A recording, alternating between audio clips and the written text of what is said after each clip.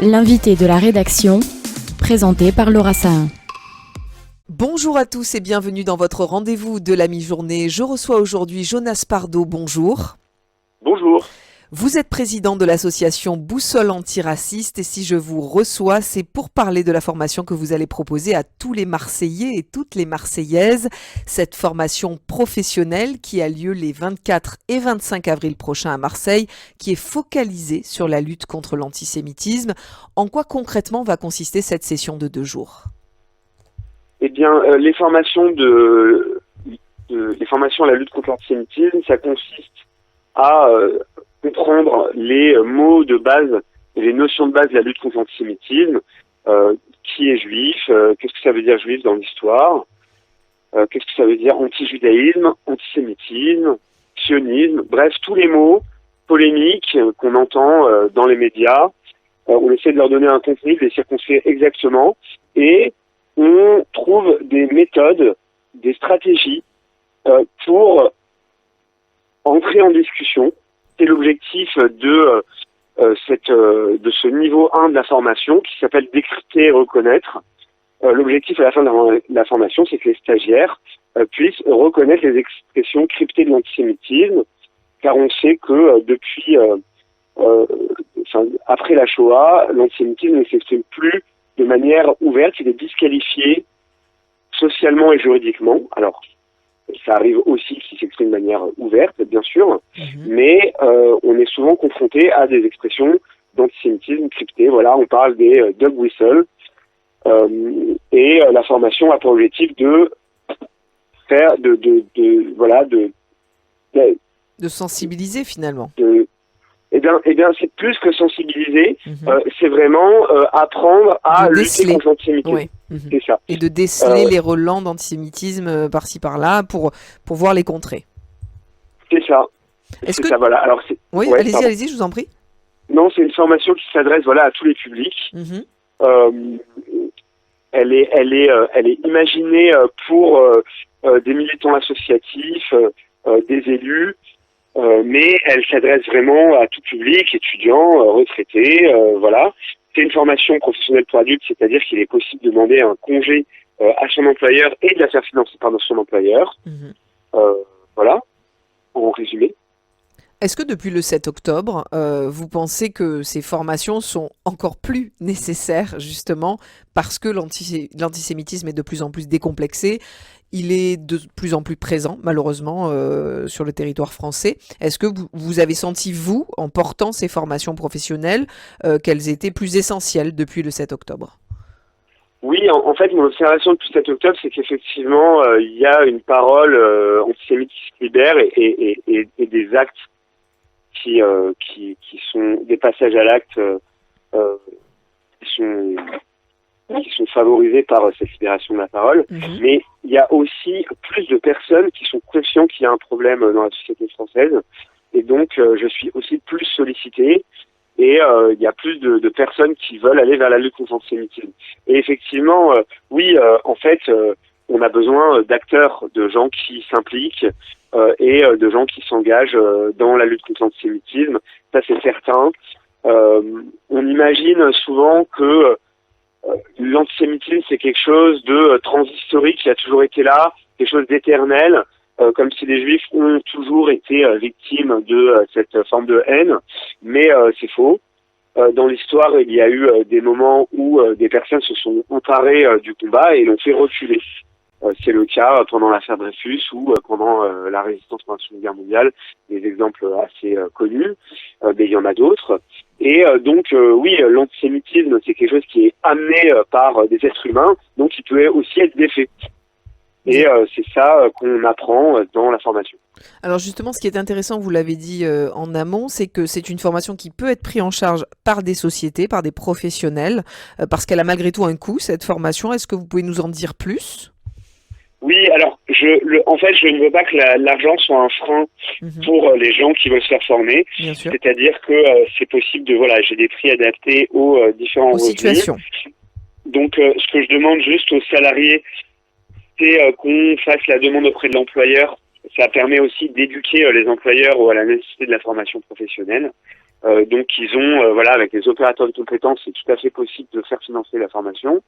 Et si ça marche, bah voilà, on fait comme ça. Si ça marche pas, eh bien il y a plusieurs prix adaptés selon si vous ayez un grand revenu, un petit revenu. Si vous êtes précaire, c'est aussi possible de participer. Voilà, toutes les personnes motivées sont bienvenues. Je veux pas que l'argent soit un frein pour participer à la formation. Et puis, comme vous l'avez dit, tous les profils, aussi bien des étudiants que des personnes plus âgées, des retraités, voilà, tout le monde doit être sensibilisé et doit suivre cette formation pour pouvoir être paré, entre guillemets, contre ces attaques aussi qui sont régulières. C'est ça, et je dirais que la formation permet en fait, en définissant où est l'antisémitisme, ça permet aussi d'avoir un rapport plus tranquille à l'espace public, à son milieu professionnel, voire à son milieu amical. Et je dirais que voilà, beaucoup de personnes juives me disent, la formation m'a permis aussi de me tranquilliser dans ma vie, de m'apaiser et de retrouver une manière de vivre aussi avec les non-juifs. Donc ça, je suis très satisfait, c'est un des objectifs aussi. Et voilà, ça permet aussi de peut-être retrouver une certaine sérénité vis-à-vis des situations où on se retrouve confronté à l'antisémitisme. Et ça, c'est voilà, un témoignage que j'ai souvent entendu et dont je suis très fier et très satisfait. Vous appelez aussi les militants, j'imagine, locaux, comme par exemple les membres du collectif 7 octobre, Nous Vivrons. C'est des collectifs aussi qui se battent dans leur mission aussi associative de cette lutte contre l'antisémitisme. Et donc, j'imagine que les militants seraient particulièrement intéressés sur ce type de formation. Eh bien, les militants, mais aussi les gens qui sont pas militants, vraiment, j'adresse cette formation niveau 1 à toutes les personnes qui veulent se former à la lutte contre l'antisémitisme. Et donc concrètement, ça va se passer comment? Je crois que les horaires, c'est 9h-17h, c'est ça sur les 2 jours? Tout à fait, c'est 9h-17h. Donc la formation, c'est, en fait, on alterne des temps de transmission de connaissances avec des temps d'entraînement. Donc on va faire de l'analyse iconographique. On va rentrer dans des discussions, mais aussi étudier certains aspects de l'antisémitisme. Et voilà, j'ai préparé un chemin pédagogique qui permet à la fin, voilà, de monter en compétences. Normalement, au bout de ces 2 jours de formation, on sait dire ok, là il y a un problème d'antisémitisme, là il n'y a pas de problème. Donc on travaille aussi la question bien sûr épineuse du conflit israélo-palestinien avec les problématiques sionisme-antisionisme, et on s'intéresse à la question de savoir qu'est-ce qui relève d'une critique légitime d'Israël, des politiques israéliennes, et qu'est-ce qui relève non plus de la critique, mais de la diabolisation ou de l'antisémitisme. Donc vous allez venir à Marseille les 24 et 25 avril prochains pour cette formation professionnelle. Et du coup, le Centre Flegg, le Centre Edmond Flegg vous a convié à venir présenter votre livre sorti en octobre dernier, Le petit manuel de lutte contre l'antisémitisme aux éditions du commun.